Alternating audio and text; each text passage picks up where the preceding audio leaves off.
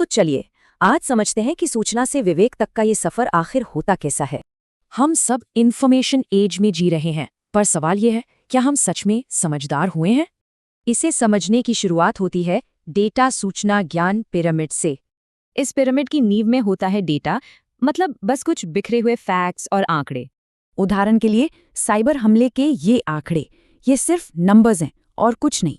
पर जब इन्हीं आंकड़ों को एक संदर्भ में रखते हैं तो वो सूचना बन जाती है। सूचना इन अलग अलग तथ्यों को आपस में जोड़ने का काम करती है। अगला लेवल है ज्ञान, मतलब मिली हुई जानकारी को सही जगह इस्तेमाल करने की काबिलियत।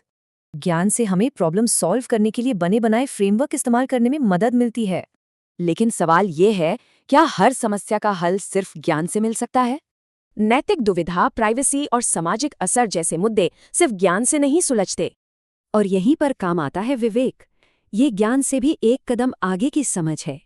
तो विवेक से फैसले लेने के 3 लेवल होते हैं। चलिए इन्हें एक एक करके देखते हैं।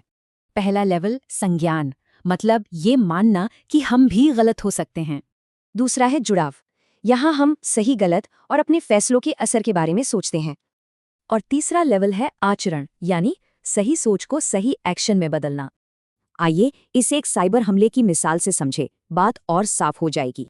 देखिए, सिर्फ ज्ञान से तकनीकी हल पर ध्यान जाता है, पर विवेक मानवीय पहलू को भी देखता है। तो विवेक क्यों जरूरी है? क्योंकि ये पक्षपात कम करता है और बेहतर लॉन्ग टर्म नतीजे देता है। तो अब सोचने वाली बात यह है कि इस पूरी समझ को हम अपने काम और जिंदगी में कैसे इस्तेमाल करें।